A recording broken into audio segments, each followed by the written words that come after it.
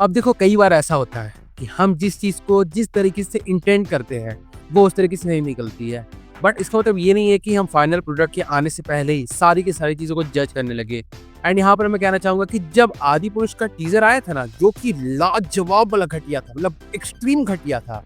उसके बाद भी लोगों ने कहा था कि हम होप रखते हैं, हो सकता है कि सुधार हो जाएगी। जबकि हमें पता है कि जो टीज़र हमें देखने को मिला था वो ये था। मतलब आप सोच लो कि इस टीज़र को देखकर भी कई सारे लोग कह रहे थे कि हो सकता है कि चीज़ें सुधर जाएगी, या फिर कई सारे लोगों का ये भी कहना था कि चलो कोई बात नहीं है, अगर विजुअल्स और ज़्यादा अच्छे नहीं भी हुए, लेकिन हमें ओम राउत पे भरोसा है। किस पे भरोसा है?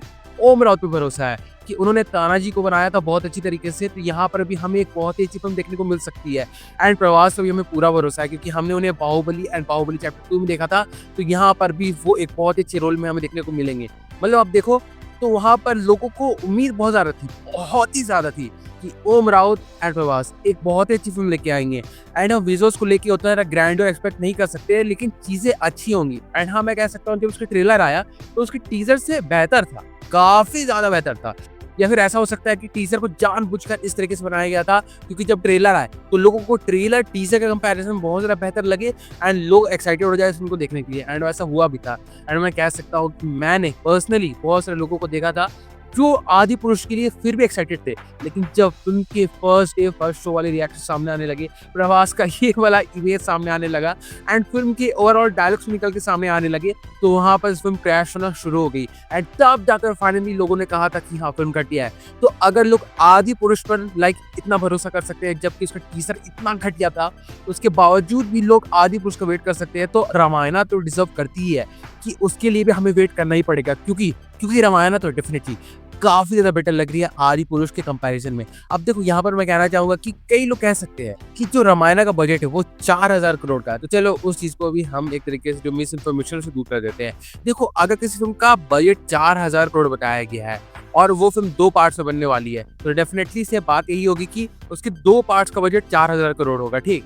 एंड उसके बाद मैं ये कहना चाहूँगा कि फ़िल्म का जो बजट होता है ना, वो पूरी तरीके से फ़िल्म पे खर्च नहीं होता है। फ़िल्म पे एक्चुअली में खर्च जो चीज़ें होती है, वो इस तरीके से रहती है कि जो एक्टर्स होते हैं वो अपनी फीस ले लेते हैं, ठीक? उसके बाद जो भी ओवरऑल बजट होता है, या फिर चलो पूरे के पूरे बजट को हम समझते हैं, ठीक ना? तो जो 2 पार्ट से फ़िल्म बनने वाली है, तो पहले पार्ट की बजट हम कंसीडर कर लेते हैं 2000 करोड़। तो 2000 करोड़ में केवल 1000 करोड़ फ़िल्म को बनाने में खर्च किया होगा। इसमें फ़िल्म की कास्टिंग के जितने सारे फीस है, उन सारी चीज़ों को इंक्लूड कर दो एंड फ़िल्म को ओवरऑल बनाने का खर्चा, सब चीज़ों को। और बाकी का जो 1000 करोड़ होता है, वो जाती है पूरी की पूरी तरीके से पीआर एंड मार्केटिंग एजेंसी को। एंड आपको लगेगा कि इतने ज़्यादा खर्च थोड़ी होते हैं, तो आप समझ लो, किसी भी फ़िल्म का बजट जो भी होता है, उसका आधा बजट फ़िल्म को केवल प्रमोट करने में लगता है। अब क्योंकि आज के टाइम पे सोशल मीडिया है, पीआर एजेंसीज़ है, तो ये सारी चीज़ें और ज़्यादा महँगी हो चुकी है। अब यहाँ पर मैं कोई ये एक्सपेक्ट नहीं करूँगा कि कोई लोग सामने आके हमें ये कहे कि यार इतने ज़्यादा पैसे खर्च करने की क्या ज़रूरत है? अगर ये पैसे आप फ़िल्म को बनाने में भी लगा देते हैं एंड फ़िल्म अच्छी रहती, तो वो चल जाती। बिल्कुल चल जाती है, आपका कहना बहुत अच्छा है, लेकिन वो इंडिया में चल जाती, फॉरेन मार्केट में नहीं चलती, क्योंकि उनके पास ऑलरेडी बहुत सारी बेहतरीन फ़िल्में हैं। तो रामायण के लिए क्यों ऑप्ट करें? वो चीज़ें तो तभी होंगी ना, जब फ़िल्म को इंटरनेशनल मार्केट में भी अच्छी तरीके से प्रमोट किया जाएगा, क्योंकि हमें पता है कि रणबीर कपूर हो या फिर यश हो या फिर सनी देओल हो, जितने भी सारे एक्टर्स हैं, उनकी जो फैन्स की डिमांड है, ठीक ना? वो इंडिया या फिर आप कह सकते हैं जो नेबरिंग कंट्रीज़ हैं, वहाँ तक जाती है। लेकिन आप सोचोगे कि सिमिलर रिएक्शन हम अमेरिका में, कनाडा में निकाल सके, तो वो चीज़ पॉसिबल नहीं हो पाएगी। वो सारी चीज़ें सिर्फ तभी पॉसिबल हो पाएगी जब भारी तरीके से इन सारी फ़िल्मों को प्रमोट किया जाए। एंड अगर 1000 करोड़ के बजट पे, जिस पे मैं कह सकता हूँ कि अराउंड 300 से 400 करोड़ का बजट तो ईज़िली कास्ट एंड क्रू की सैलरी में ही गया होगा। तो उसके बाद अगर चलो हम कंसीडर कर लेते हैं, फिर भी 700 करोड़ में अगर हमें ये प्रोडक्ट देखने को मिल रहा है, तो ये बहुत लाजवाब है। एंड मैं फिर से यही कहना चाहूँगा, जो मैंने हर बार कहा है कि ये फाइनल प्रोडक्ट नहीं है, किसी भी वे में नहीं है। अभी बहुत सारी चीज़ सुधरने वाली है। एंड जिस तरीके से हमने रामा टीज़र से लेकर अभी तक ट्रेलर में जितने सारे चेंजेस देखने को मिले हैं, उसे देखकर हम कह सकते हैं कि हाँ, हम बिल्कुल होप रख सकते हैं कि चीज़ें बहुत हद तक सुधर जाएगी।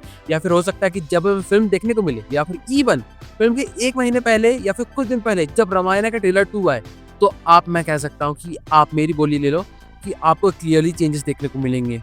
तो फिर आखिर में इतनी ज़्यादा नेगेटिविटी क्यों?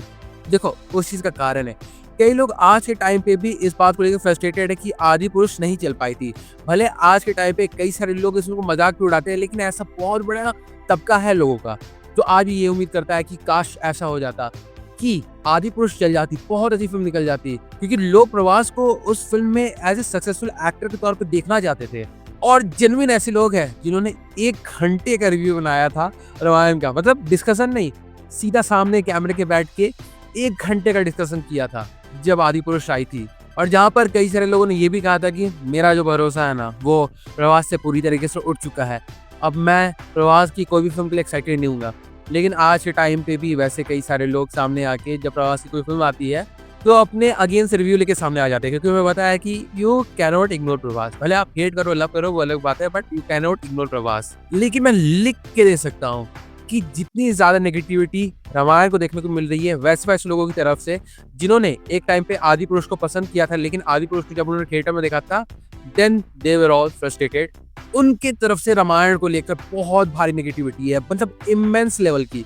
एंड उनका कहना ये है कि 4000 करोड़ इस पर, जहाँ पर उन्हें सोचना ही नहीं है कि एक्चुअली वो 4000 करोड़ खर्च कहाँ हुए होंगे। मतलब एक फिल्म में लगता है कि ये जो फिल्म है, इस फिल्म पे ही पूरे के पूरे 4000 करोड़ को खर्च कर दिया गया होगा।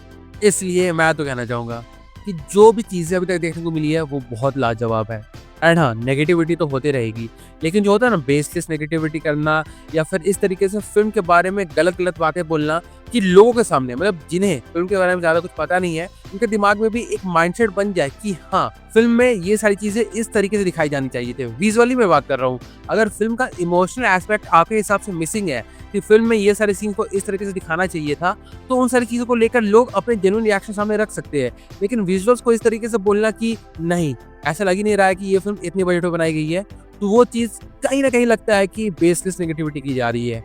एंड मैं इस बात पे शर्त लगा सकता हूँ कि अगर रामायण के ट्रेलर को देखने के बाद भी लोगों का इस तरह का रिएक्शन है, तो फिल्म को देखने के बाद भी, भले फिल्म कितनी ज़्यादा बेहतरीन क्यों ना हो, उनकी तरफ से यही रिएक्शन निकल के सामने आएंगे। क्योंकि उनके दिमाग में एक इमेज, एक एक्सपेक्टेशन, एक कह सकते हैं नेगेटिविटी ऑलरेडी छप चुकी है कि फिल्म अच्छी नहीं होगी, किसी भी वे में अच्छी नहीं होगी। हमें इफ बट कि आप 4 महीनों का और वेट कर लो, फिल्म को आने में भी टाइम है, सुधर जाएगी ये सारी चीज़ें, उन्हें ये सारी चीज़ें सुननी ही नहीं है। उनके दिमाग में एक ऑलरेडी पिक्चर बन चुकी है कि हमें किसी भी तरीके से इस फिल्म की बेइज्जती करनी ही है। तो चाहे आप आज उनके ट्रेलर के रिव्यू को देख लो, या फिर आगे भी जब ये फिल्म आने वाली होगी, या कोई पोस्टर आउट किया जाएगा, कोई और ट्रेलर आउट किया जाएगा, कोई ग्लिम्स आउट किया जाएगा, तो वहाँ पर भी सेम तरीके की नफरत फैलाई जाएगी। और उसके अलावा आप किसी भी पॉजिटिव चीज़ को लेकर उनके तरफ से कोई भी चीज़ एक्सपेक्ट नहीं कर सकते हो। एंड मैं यही कहना चाहूँगा कि मेरा जो जेन्युइन गुस्सा है ना, वो इसी चीज़ को लेकर है कि भाई साहब, उन सारे लोगों को मैंने आदिपुरुष के लिए एक्साइटेड देखा था। मतलब टीजर आने के बाद भी लोग ये कह रहे थे कि हो सकता है कि चीज़ें सुधर जाएगी। मतलब जो एक कम्प्लीटली गॉन केस था, उन सारी चीज़ों को लेकर भी उनके थोड़े मोड़े एक्सपेक्टेशन थे कि ये सारी चीज़ें फिल्म में सुधर सकती है, फिल्म ठीक हो सकती है, थिएटर में हमें अलग मजा आएगा फिल्म को देखने पर। But when it comes to Ramayana, हमें वेट करना ही नहीं है। हमें शुरुआत से पता है कि ये फिल्म हमारे इतिहास को, हमारी कथाओं को, हमारे कल्चर को सिर्फ और सिर्फ बर्बाद करने की बनाई गई है। अब चलो इस बात पे मैं ये कहना चाहूँगा कि हाँ, नमित मल्होत्रा ने अपने मल्टीपल इंटरव्यूज में ये कहा है कि वो फॉरेन के ऑडियंस को अपील करने के लिए इस फिल्म को ज़्यादा बना रहे हैं, जहाँ पर उनका ये कर्टसी थोड़ा कम देखने को मिलता है कि वो इंडियन ऑडियंस को ध्यान में रख के ये सारी चीज़ें कर रहे हैं। क्योंकि आप इस बात को भी समझो कि मैं भी मानता हूँ, एंड कई सारे लोग मानते हैं कि रामायणों को बाहर चलाना है तो बाहर के ऑडियंस को कैटर करना पड़ेगा। लेकिन RRR के साथ हमने वैसा केस देखा था कि RRR को पूरी तरीके से इंडियन ऑडियंस को माइंड में ही रख के बनाया गया था। एंड उनका कोई ऐसा पिक्चर भी नहीं था कि ये फिल्म इतनी दूर तक जाएगी, ऑस्कर्स तक पहुंच जाएगी। But still the people in America, Canada, they loved it, they absolutely loved it. और उसका कारण ये था कि RRR के मेकर्स ने कभी कुछ सोचा ही नहीं था कि ये फिल्म इतनी ज़्यादा दूर जाएगी। उन्होंने इस फिल्म को जितना ज़्यादा ऑथेंटिक हो सकता था, उतना ज़्यादा ऑथेंटिक बनाने की कोशिश की कि जब ये माल बाहर जाए तो लोगों को जो फिल्म देखने को मिले वो लगे कि हाँ, ये चीज़ अमेरिकन वे में नहीं बनाई गई है, ये प्योर इंडियन वे में बनाई गई फिल्म है। तो अगर इस तरीके से माइंडसेट रहे रामायण का मेकर्स का रामायण को लेकर भी, तो मैं कह सकता हूँ कि फिल्म को अच्छी तरीके से प्रमोट किया जाए इंटरनेशनल मार्केट में। एंड अगर लोग इस फिल्म को देखने के लिए आए तो वो इंडियन वाले कल्चर वाले नॉर्म्स को देखकर काफ़ी तो खुश होंगे ही होंगे। एंड मैं कहना तो नहीं चाहता, लेकिन अगर चलो जो लोग रामायण की निगेटिविटी कर रहे हैं एंड उनके अकॉर्डिंग अगर फिल्म उसी तरीके से निकली जिस तरीके से वो सोच रहे हैं, तो फिर मेरी होप सिर्फ और सिर्फ एक फिल्म से रह जाएगी, और वो है एस एस राजामौली सर की वाराणसी।